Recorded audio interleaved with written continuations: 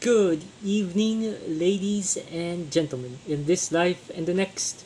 Welcome back to the Nerd's Tarot reading, and this is your host, the Nerd. We are here once again for our usual sigil work series, and as usual, it is based on last week's card reading as well as the card message given afterwards, and going straight into the sigil.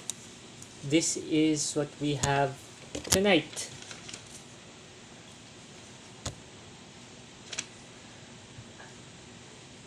Tonight's sigil says or reads as, I can bring my dreams into reality without destroying my mental health for it.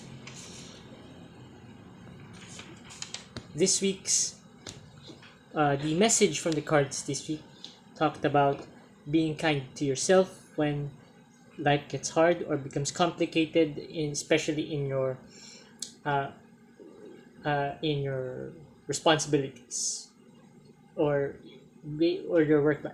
When things become complicated and don't go as planned, be kind to yourself. That said, the card draw message also said that uh, you need to have courage to be able to bring your dreams into reality, and that means that if you want to bring your plans into reality, you need to be strong enough to do it, have the willpower for it. But at the same time, don't obsess over it. Be kind to yourself.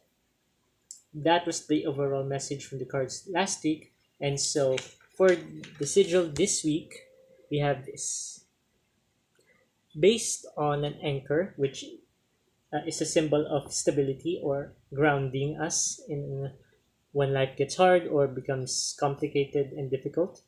This is meant to give us the stability and peace of mind and remind us that we should go after the things we want in life, but we should not sacrifice our health and our mental stability for it. There is a balance, and with balance comes stability, and this sigil brings stability. As you can see, as I said, this is based off an anchor, a popular symbol for stability and grounding. It is also mixed with a few other symbols uh, to promulgate or symbolize success. That you should go after the things you want or the things you need, just not overdo it. Don't worry, guys, we will upload a picture of this on our TikTok as usual, so there is no need to stress and simply enjoy the video.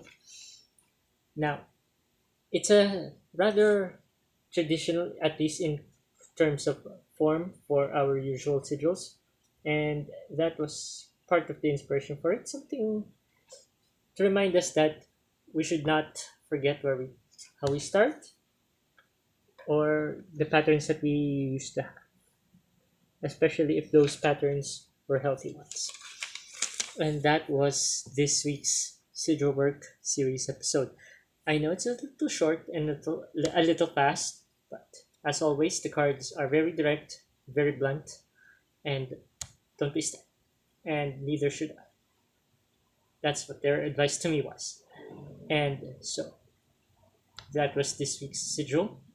Always remember, guys, that we do commission personal sigils for you guys. Just reach out to us, as well as card reading and card draw messages of the personal kind.